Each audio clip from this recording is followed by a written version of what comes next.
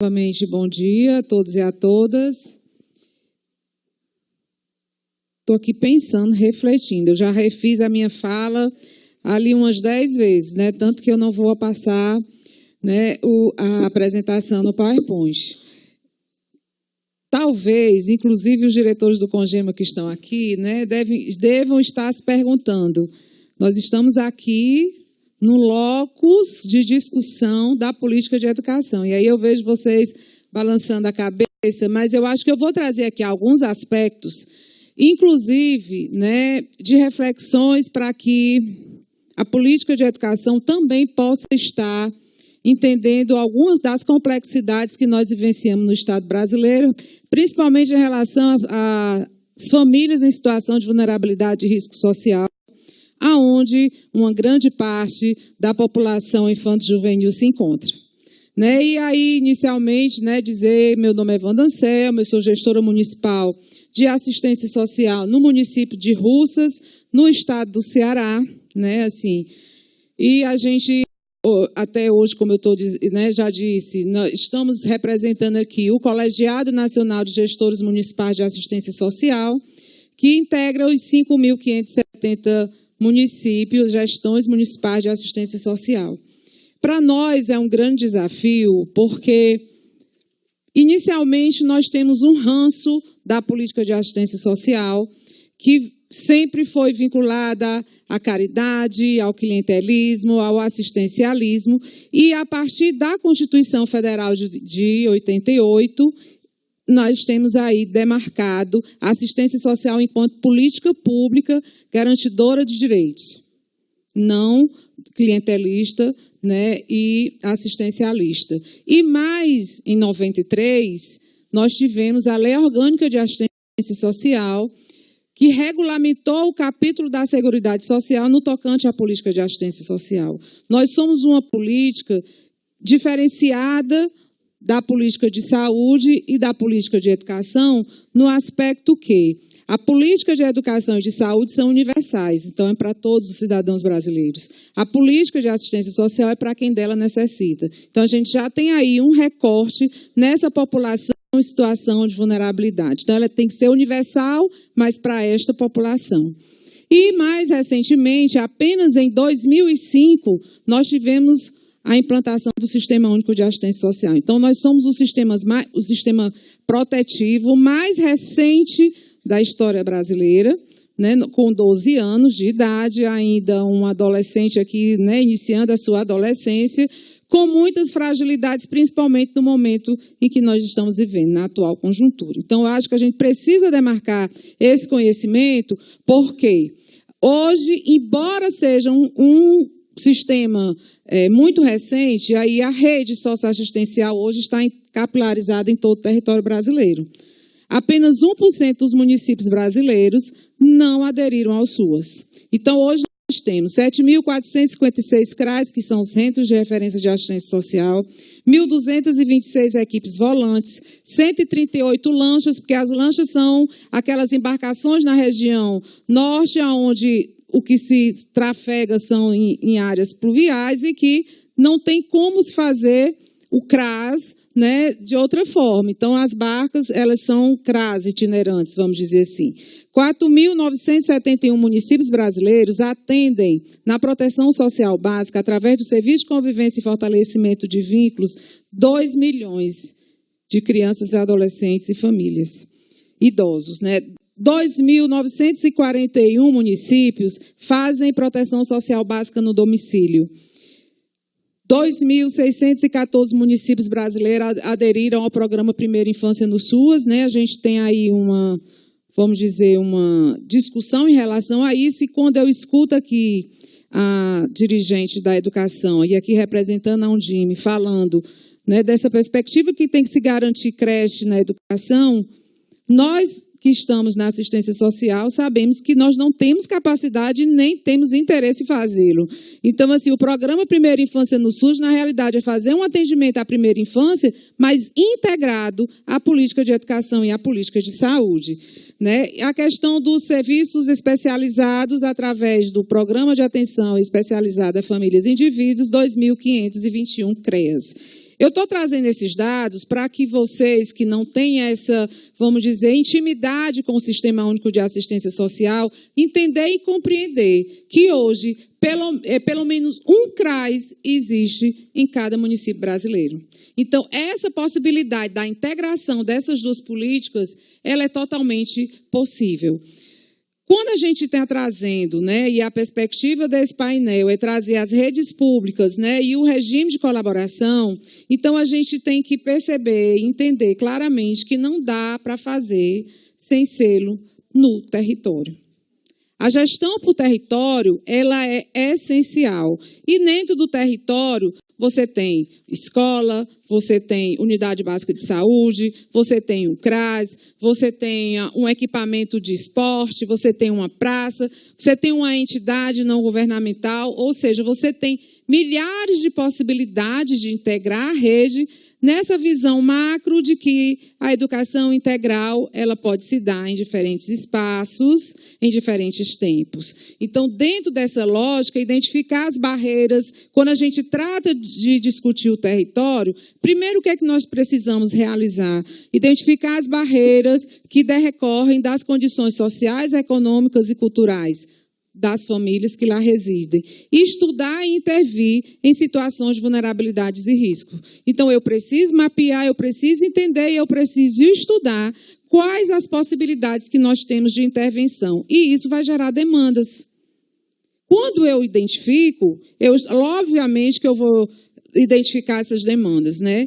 E aí, a nós que trabalhamos com essa população em situação de vulnerabilidade e risco, nós temos algumas demandas que são gritantes, né? E entre elas nós temos como fazer o acompanhamento do cumprimento dos adolescentes que estão hoje em medidas socioeducativas em meio aberto.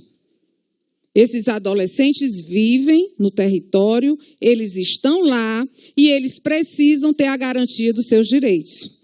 E muitas vezes, o que nós estamos vivenciando hoje é a escola não aceita naturalmente, com naturalidade, esses adolescentes. Depois eu concluo aqui.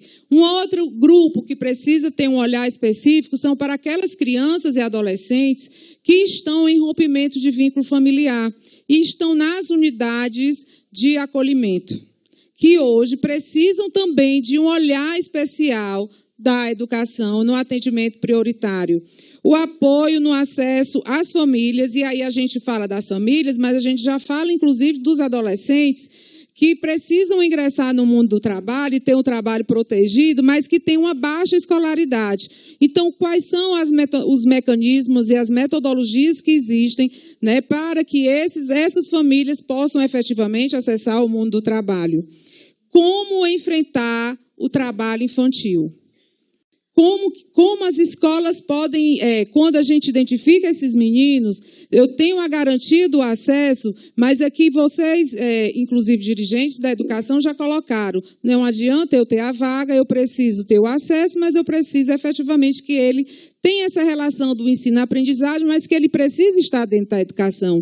E para esses meninos, essas crianças e esses adolescentes, a educação em tempo integral, né, precisa ser garantida, porque quando ele não está dentro da escola, quando ele retorna, principalmente para essas crianças que estão nos territórios rurais, eles acabam que no contraturno, que ele não está na escola, ele vai ajudar o pai, ele vai ajudar a família, principalmente os que estão vinculados à agricultura familiar.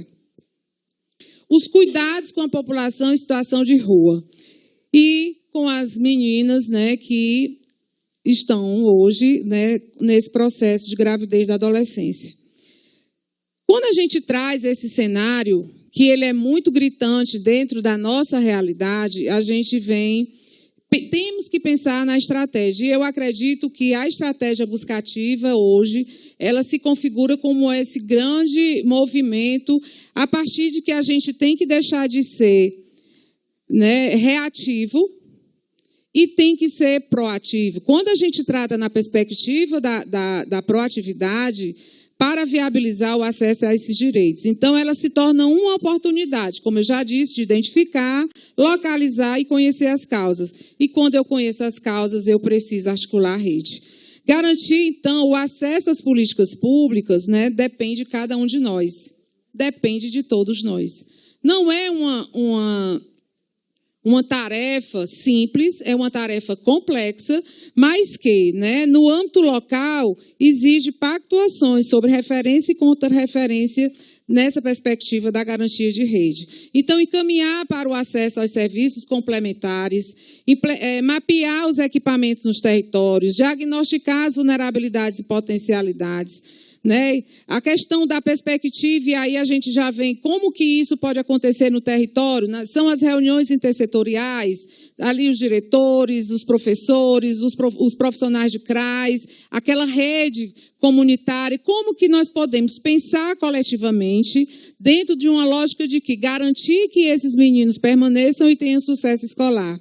A oportunidade de capacitação e troca de experiências e a adoção do cadastro único como uma base comum para definir e priorizar esse público-alvo. Então, reconhecer que nós temos uma incompletude.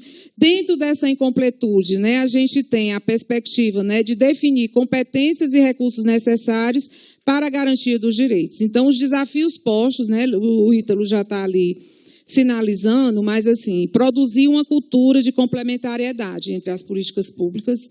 Eu acho que trabalhar fortemente dentro dessa perspectiva, a mobilização das redes, o acompanhamento da trajetória, e a gente já vê e percebe claramente que os profissionais de educação já vêm trazendo isso, só que a gente também entende que não sei se é um vácuo, não sei como é que os secretários de educação trabalham essa transição entre o ensino fundamental e o ensino médio. Então, primeiro é o acesso. Ele chegou, ele concluiu o ensino fundamental. Quando ele terminou o ensino fundamental, que ele passou para o ensino médio, essa responsabilidade, a grosso modo, passou para o ente Estado. Mas esse menino mora no município, esse menino vive ali, esse menino precisa ter essa trajetória acompanhada.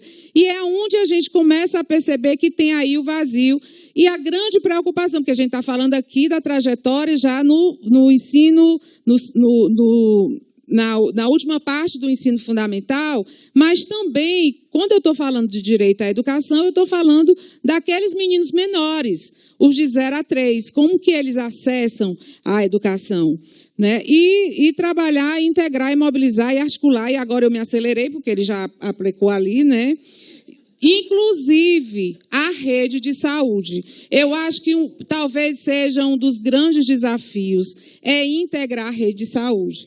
Porque nós precisamos, como trabalhar a gravidez na adolescência, como trabalhar a educação em saúde com esses adolescentes, como garantir a rede de CAPs, porque hoje o que nós vivenciamos na juventude é uma epidemia do uso, principalmente do crack. E como trabalhar isso sem a rede de saúde mental, né? E sem CAPS-AD, sem o CAPS-I. E, além do que, como já foi posto, nós temos um regime fiscal que nos engessou, que nos engessa, e que nós temos o Plano Municipal de Educação, o Plano Nacional de Educação, o Plano Decenal de Assistência Social, que não se efetivarão se não tiver recurso suficiente para isso. Né? E dentro desse, e para finalizar, porque na realidade aqui eu estou mais problematizando, né, para os gestores de educação, dentro dessa lógica de que a gente, enquanto gestores municipais de assistência social, já tem essa atuação muito forte na perspectiva da integralidade, da integração nos territórios, eu trago aqui uma possibilidade que para nós no Ceará, que iniciou lá em 2002, que foi o selo Unicef. Eu acho que essa perspectiva do selo, ela está nos territórios de maior vulnerabilidade. Ela está no semiárido brasileiro, ela está na Amazônia Legal e ela está nos grandes centros urbanos. Então, a gente integra junto com o selo Unicef essa perspectiva da agenda intersetorial, da cultura do planejamento, monitoramento e avaliação. A gente ouviu aqui a experiência do Ceará, quando ele traz exatamente isso, que eu não faço transformação de indicador de um dia para o outro. Eu preciso planejar e conhecer, planejar e ter um universo temporal para essa mudança, para essa transformação. A questão da gestão por resultado, a articulação da sociedade, a questão dos NUCAs, os adolescentes que aqui estão, não sei se alguém aqui, algum deles participam do NUCA, mas trabalhar o protagonismo juvenil de uma forma bastante efetiva nessa perspectiva da redução das iniquidades e da promoção e redução das desigualdades sociais. Então, assim, o CONGEMAS, ele hoje tem esse papel. E aí, junto aos territórios, junto com os demais gestores das demais políticas públicas, nessa perspectiva da integração das políticas na melhoria das condições de vida de crianças e adolescentes. E dizer, né, para cada um de vocês, como já diz aí, uma música muito simples, né? Todos os dias, quando acordo, lembro e vejo como foi o dia, sempre em frente. Não temos tempo a perder. Muito obrigada. Obrigada, Wanda. Porque o